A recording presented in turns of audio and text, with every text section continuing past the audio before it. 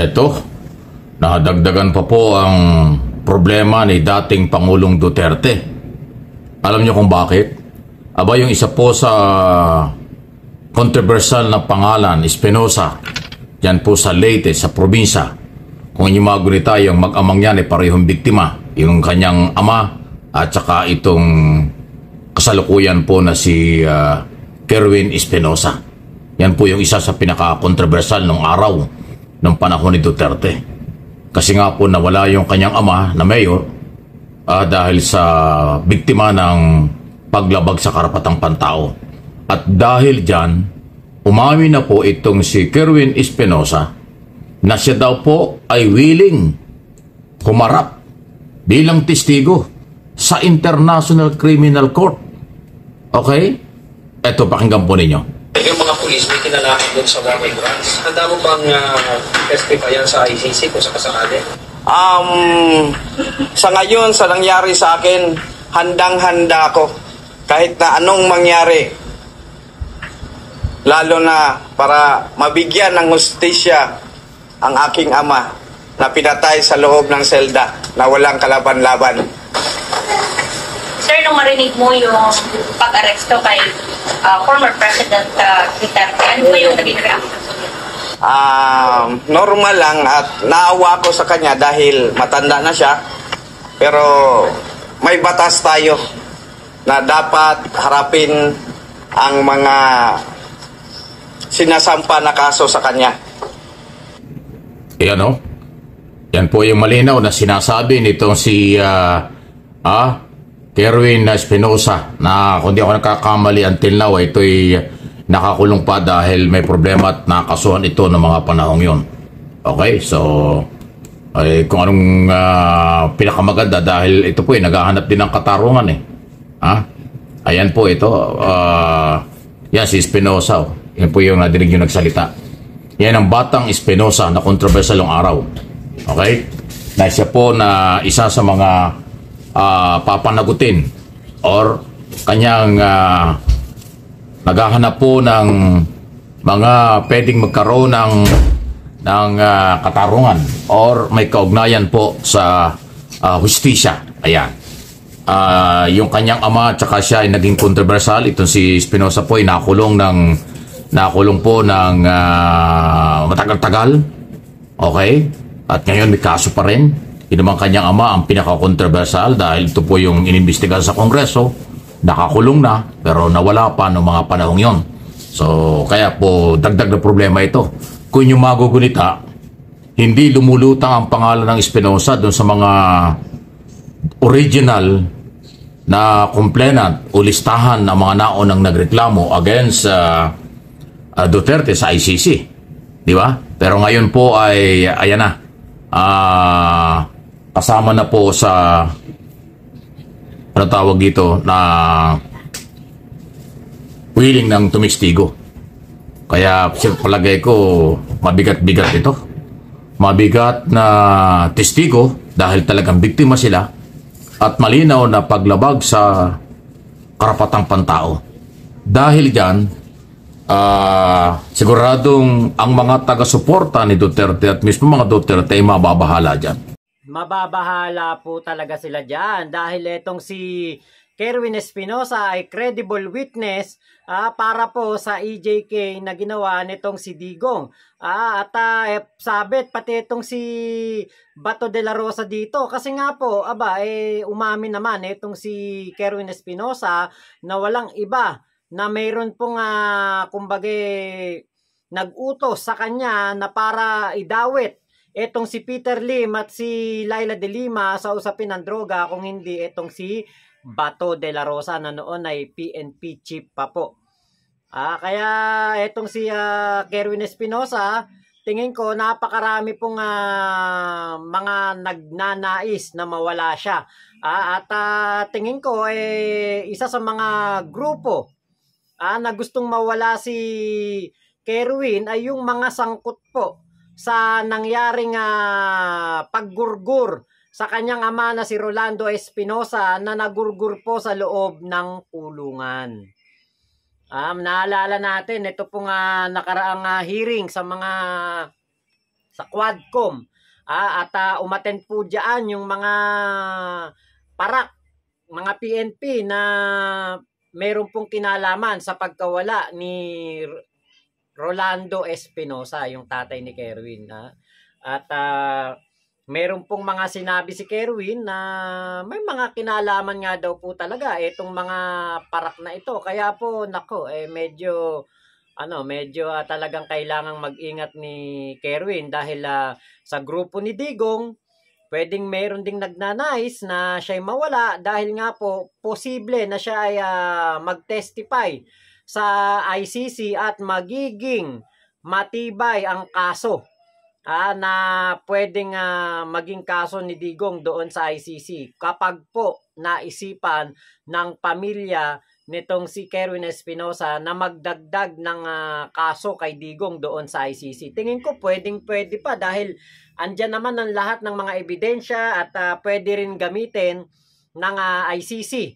Ang video ni Kerwin na siya ay under duress nung po nga pinagsasalita siya ni Bato de la Rosa. Nung iniharap siya sa media at idinawit etong sila Peter Lim at si Laila de Lima. Makikita na, siguro naman napanood nyo yung mga video dyan. Actually, yung isa dyan, na-topic na natin yung mga panahon na nagpa-press con si Kerwin Espinosa na tinuturuan siya ni Bato de la Rosa kung ano ang sasabihin.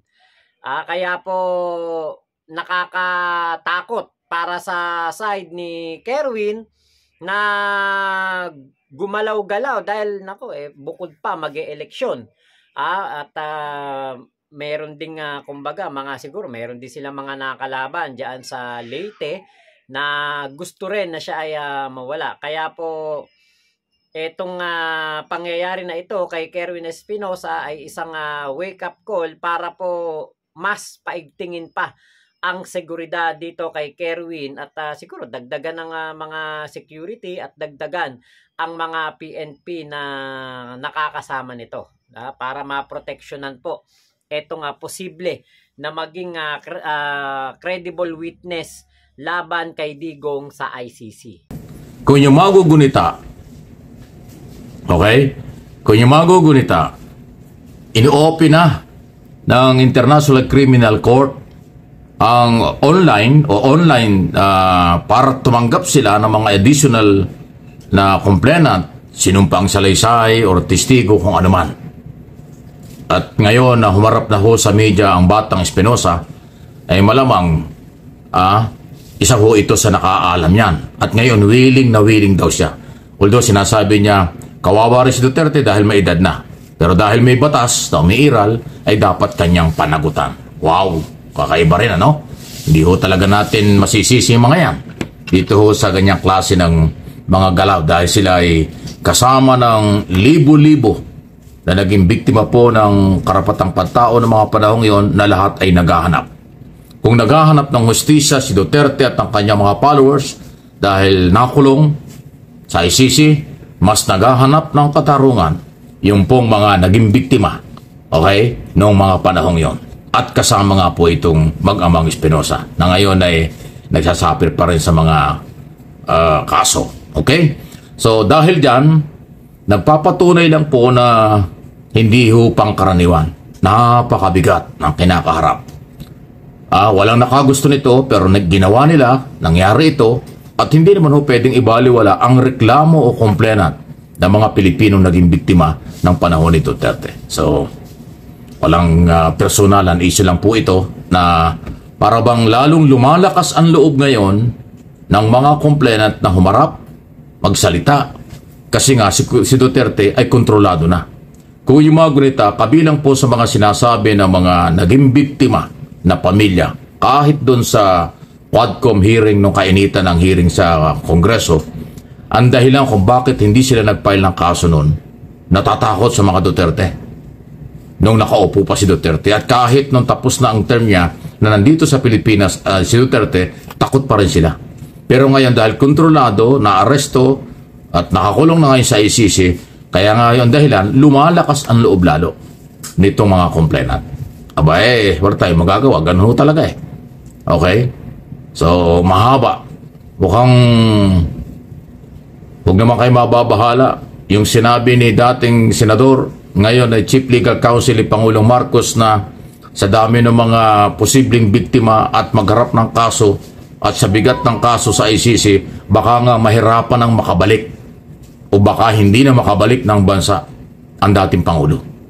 Dahil nga ho sa pag nag-trial, hindi natin alam kung hanggang kailan, ilang taon, pagkatapos ng trial, kung mapatunayan, aba talaga hindi na makakalabas.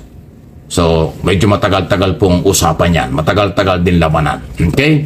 So, yun ay sa pantahan ni Enrile noon na baka nga hindi makauwi at sa halip ang kanya sinasabi, dapat pinaghanda ang mabuti nung araw pa ng kampo ni Duterte itong isong ito dahil definitely alam naman nila aabot doon kasi yung mga Pilipinong naging biktima walang tiwala sa justice system nung panahon nila.